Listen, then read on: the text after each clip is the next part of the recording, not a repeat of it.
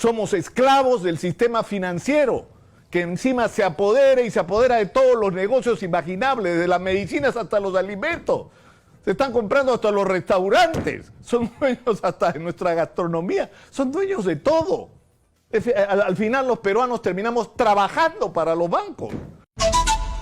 Se ha iniciado el debate sobre el tema de los intereses usureros, como los llamamos acá en Exitosa, porque estamos en un país donde finalmente la gente trabaja para los bancos, para 4 bancos que son los dueños prácticamente de todo el sistema financiero en el Perú, y donde tú recibes por tus ahorros miserias y simplemente te exprimen a la hora que tú solicitas un crédito, y donde no hay límite, donde te pueden cobrar lo que sea. Si sacas una tarjeta de crédito, pueden llegar a cobrarte por encima del 150, 160, 180%.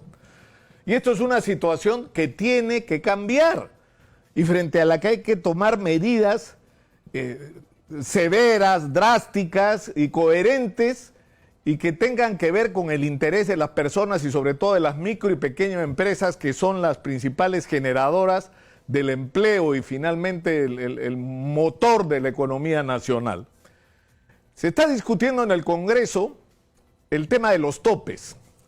Y ha salido gente que lo primero que tendría que aclarar es quién le paga, de qué vive o de qué han vivido los últimos años. Es decir, ¿no será que han trabajado para los bancos y que andan opinando como expertos independientes cuando no lo son?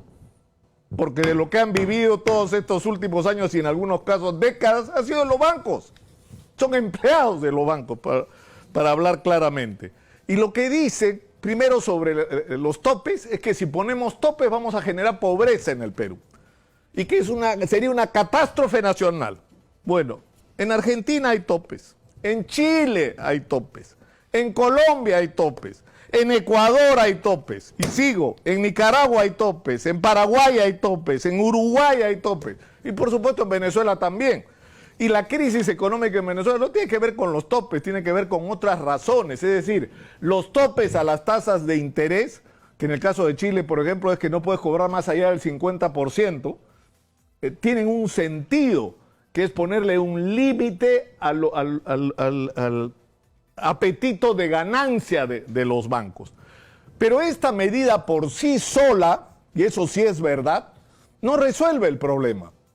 Porque lo que hay que generar en un país como el Perú es competencia, porque la competencia es la que va a abaratar el dinero, por así decirlo. Porque si tú tienes oferta que en el Perú no tienes, porque tienes un sistema bancario, insisto, controlado por 4 grandes entidades, simplemente la competencia no existe. La competencia no existe, pero fíjense lo que pasa en Chile, que es tomado por muchos como el ejemplo del liberalismo económico que habría que aplicar en el Perú. Bueno, en Chile existe el Banco del Estado de Chile, Banco Estado, como le dicen allá, que es como el Banco de la Nación, con una diferencia, que también es banco comercial. Es decir, el Banco del Estado de Chile, por ejemplo, y nosotros lo reportamos acá y no salió, creo, en ninguna otra parte, porque no les interesa que esa información se conozca, el Banco de Estado decidió otorgar créditos hipotecarios al 1.99% de interés. Es decir, a que en el mejor de los casos, la tercera parte, es decir, para los afortunados que tienen 6% en sus tasas de interés en sus créditos hipotecarios en este momento, es decir, la tercera parte de lo que pagamos acá por intereses, por una hipoteca. ¿Y cómo es posible eso? Porque hay un banco como el Banco Estado que interviene y pone tasas de interés razonable, y eso obliga a que los otros bancos se pongan en la fila. Organiza la competencia, pero eso no existe acá en el Perú. Si uno dice, el Banco de la Nación debería también prestar dinero, recibir ahorros, la gente simplemente, no la gente, los representantes de los intereses de los que están siendo privilegiados con el régimen actualmente existente, simplemente se jalan los cabellos y se desesperan. Es decir, hay maneras de enfrentar esta situación, porque si no hay competencia vamos muertos. Y aunque parezca mentira, el Estado puede ser un regulador de esa competencia, un estimulante, mejor dicho, de esa competencia. Y les doy como ejemplo solo el de Chile, que no es el único. Pero el otro tema es que es evidente que las empresas dedicadas a las microfinanzas necesitan tener un tratamiento especial. ¿Por qué? Porque son ellas las que le prestan el dinero a las personas y a las micro y pequeñas empresas. Son estas las que tienen los mayores riesgos y por lo tanto deben tener una política por parte del gobierno y del Banco Central de Reserva diferenciada a la de los grandes bancos. Porque quien le presta y le debería prestar cada vez más dinero a los micro y pequeños empresarios son estas empresas dedicadas a las microfinanzas que requieren de un respaldo y de una promoción directa. Tendrían que crearse más fondos de los que existen, por ejemplo, en COFIDE, y tienen que establecerse tratamientos con respecto a los intereses que el Estado y COFIDE le cobran por entregarles dinero, mucho más bajos para que a su vez puedan ellos prestarle más barato a las micro y pequeñas empresas. Pero esto es un conjunto de medidas que hay que cambiar, que tienen que estar regidas por un norte. Y ese tiene que ser que este estado de cosas en nuestro sistema financiero es criminal. Somos esclavos del sistema financiero, que encima se apodera y se apodera de todos los negocios imaginables, desde las medicinas hasta los alimentos.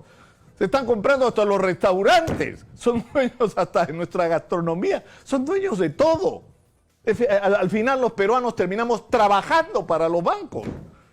Y esto es una situación que no tiene sentido. El banco, su objetivo debería ser inyectar dinero en la economía, apoyar los proyectos, estimular la producción y no exprimir a la producción y a la gente que trabaja para ganar ellos tasas de intereses y tener utilidades que, como la del Banco de Crédito en un país como el Perú, son simplemente inmorales. ¿Cómo un banco puede ganar 3.660 millones de utilidades en un año? Por Dios, con esas tasas de interés, por supuesto. Y esas son las cosas que hay que cambiar. Y hay que perder el miedo a hacer cambios. No se va a acabar el mundo porque hagamos los cambios. Es al revés. Si no hacemos los cambios, estamos poniendo en serio riesgo la estabilidad política, económica y social de este país.